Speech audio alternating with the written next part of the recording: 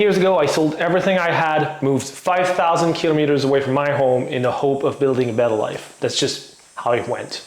I can't believe it's been 10 years, honestly. It's just slightly over that, about 11 years now. And in that time, so many things happened in my life. 10 years ago, I was a smaller dude, out of school, and I've been searching for what I love and myself, I guess, for a while at that point. Did not know too much what I wanted to do with my life. I was just out of 3 years in college learning TVs and production and post-production and video editing and all of these stuff. But I don't know, it didn't seem like it was something I wanted to do with my life, and I would just see people kind of finding themselves and traveling and doing these great stuff, and here I was just stuck in my job in a dark room editing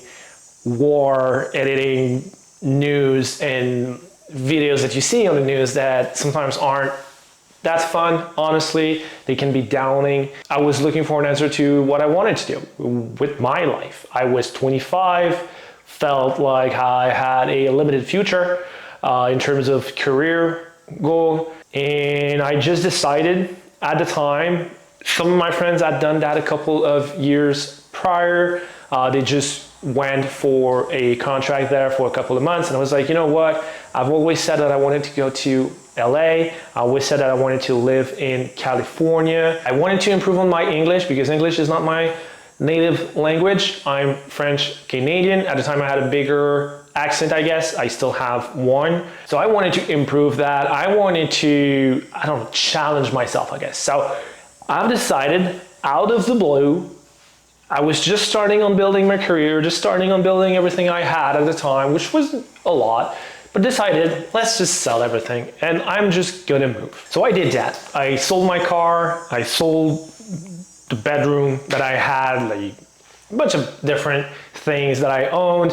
I kept my TV. There's just a couple of things that I put to my parents' house, so the TV, the computer, all of that, because my goal was to go forever, but I would not know how long realistically I was going to leave. The good thing is that my job allowed me to take time off for whatever I wanted. I was not in a contract thing. I could just basically say I'm not available from that time to that time.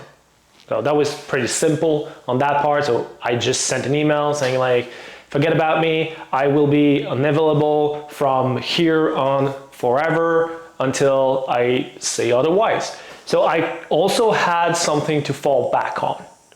This is kind of important in the story, but I also had something to fall back on if that thing didn't work. But my goal was just to go there and build a new life. So I quit the job, and we do a away party kind of thing. And then at that away party, I meet someone. So just casual, just like someone cute at work, and I was like, okay, that's pretty cool. Hi, nice of you to join. I'm leaving tomorrow. And then I left, and that was pretty much it. Started to just text here and there and send emails and all. So I leave with a backpack, with a skateboard attached to my backpack. That was my mode of transportation, a skateboard. And I have nothing else than that skateboard. Did I have a computer? Yes, I had a computer. Skateboard, computer, clothing. That was pretty much what I had. Nothing. And it was all my personal belongings at that time. This is how I'm built. I don't schedule things as these videos. I'm not scripted. This is just me speaking, you know? So I land in LA and I arrive on the tarmac at LAX. I look outside and I'm like, well, now what? What do I do here? Where do I go? Where do I sleep tonight? I didn't prepare anything. I had no idea what anything was. And I did not know so much LA apart from Santa Monica, and I did visit a couple of years prior to that, but it was just like out of visiting. Did not look for anything specific. I had one contact there that I kind of knew, basically. So I figured, well, I will need the internet. I will need something to be in contact with the world. So I took my skateboard, attached the wheel to it. Yeah, my wheels weren't attached to it at first, so attached the wheel to it. And then I had my massive backpack on the back and a smaller backpack in the front. And then I just started skating to the nearest McDonald's. And I was like, where is the nearest McDonald's? I had no idea. McDonald's, good, they're easy to find. So I found a McDonald's, sat down, started Googling where to live in LA, apartment in LA, things you need to Google before you get there. I'm not like that. So I'm just trying to find a place to be at, hostel, all of these things. And then I'm just like, okay, let's just find a phone. I have a phone, but it's connected to Canada. I can't use it here. So I need a phone to use here. Basically, I go to the nearest, store, whatever it was, and I just buy the cheapest phone they have and the cheapest deal they have. It was just like you put, I don't know, 40, 50 bucks, I don't remember. I think in the States it's cheaper than that, so it might have been like more like 30.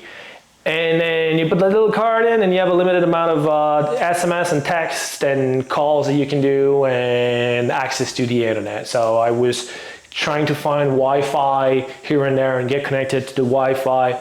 Turns out I finally found a place to be at, which was in Inglewood. At the time, I don't know what Inglewood is. I'm just like, new in LA, what's Inglewood? So I found a place in Inglewood where it's an hostel. So I'm like, okay, let's do a couple nights at an hostel. Maybe I'll meet someone that also is looking for an apartment. Maybe, let's just figure out what will happen there. So I go to that hostel. I just choose like 2 nights for now, and let's figure that out after. And I'm in the dorm room with many, many people. Mind you, the only money I had was from the sale that I did. So I sold my car, I sold my things, I had some savings. So basically I went to LA with about $10,000 in my pockets.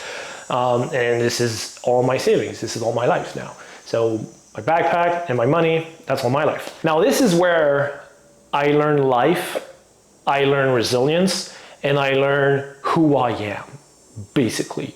Before that, kind of no idea.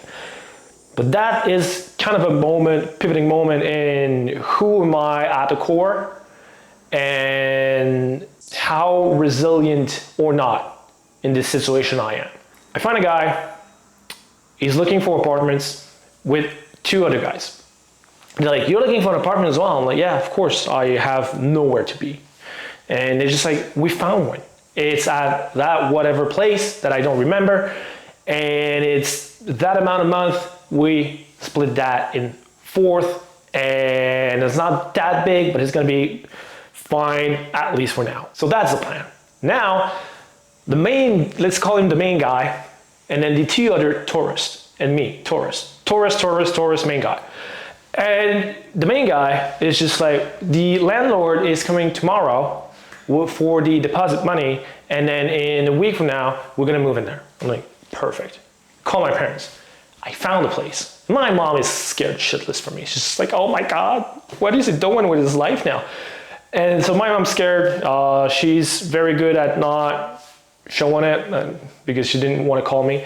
When I was leaving for LA, my dad texted me. It was like, we're not going to call you. Your mom can't speak. So good luck. And I'm like, okay, fine. So find a guy. And then the next morning, he comes to me and is like, so where's your share for the deposit money? Because we'll need it, the landlord's coming. I'm like, yeah, let me go with you, see the landlord, just want to shake his hand.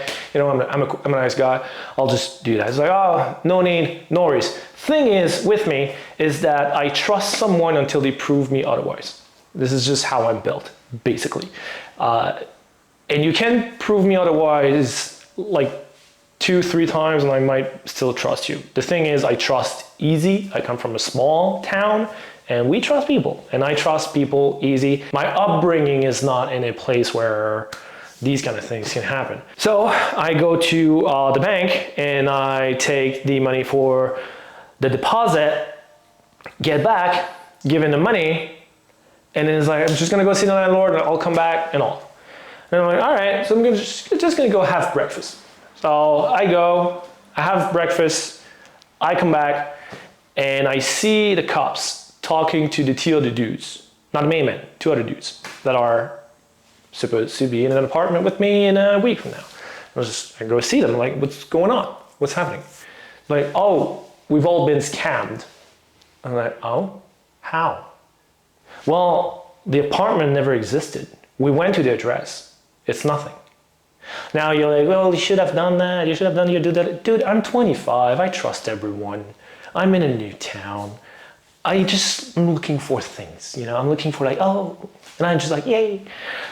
So at that point, I'm like, oh, shit. So that's how life works now, from now on. Like, okay, different.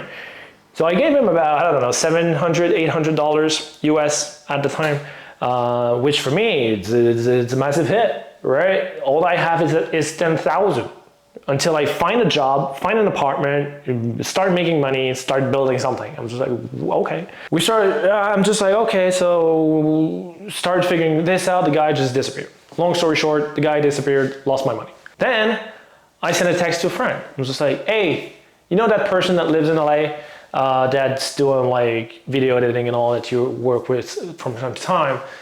Can I have a number? And he's like, yeah, sure. Sends me the number. I talk to that person. She's like, yes, I can have you for about a week. I need someone to edit some videos for me, so you can just be there and do some stuff, and then you'll help me, I'll help you, kind of thing. I'm like, oh, perfect, great. I go there, I puked my life out for the first night because stress just went out. At the time, it had been about a week where I was looking for everything. So in that little story, a week kind of happened. And now I have another week of working there. And then after that week, I'm like, I need to find a new hostel now. Don't want to go back to the one I had. So I find a new hostel, Santa Monica, and start looking. Found an internship.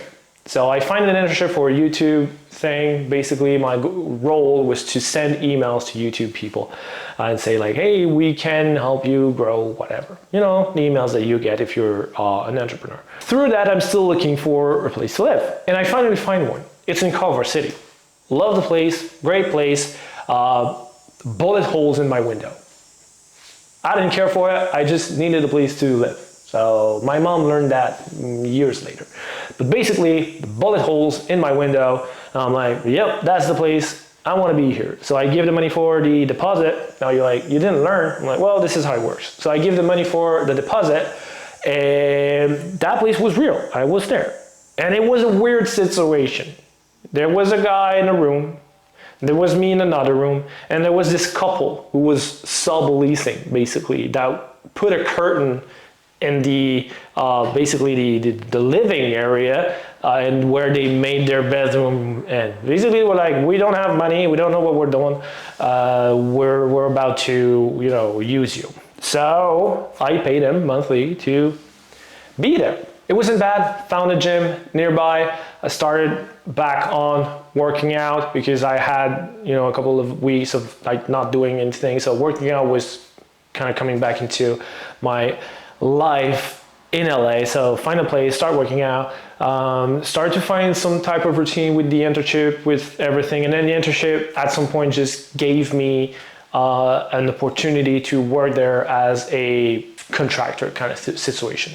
I've decided to turn it down because, you know, the person I met before I left, well, we started chatting, and then I was like, well, you know what, this is kind of an insane thing happening here. The job that was offered to me was not allowing me to live out of. It wasn't paying enough. I would be drowning in about, you know, a month or two. So found another internship in the meantime to kind of kill the time. So I come back to Montreal after 3-4 months of being there, fighting for myself. I ended up in weird places. I ended up in a place near a park where, like, you know, some two dudes just looked at me being like, well, you know, you shouldn't be here, right? And I'm like, what do you mean? I'm from a small town. I'm like, what do you mean? Like, it's dangerous here. Like, well, I'm just waiting for the bus. They're like, yeah, still, you shouldn't be here. I'm like, I'm going now. Don't worry. I played it cool, but I wasn't cool. Inside, I was dying. Inside, I was like, get me out of here. I just want to die. I've had many different experiences like this, that when you're born and raised in these situations, you kind of learn early, I guess. For myself, I had to learn it later in life. And that really, showed me through all of that I'm pretty resilient.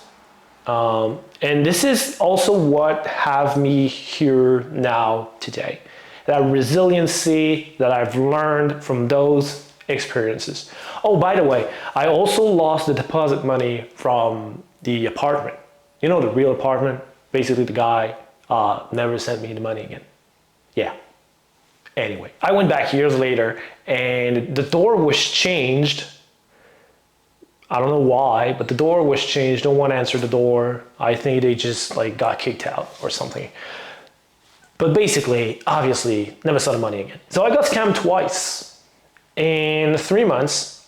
Had to find places to live, which was 3-4 different places. Actually, 4 different places.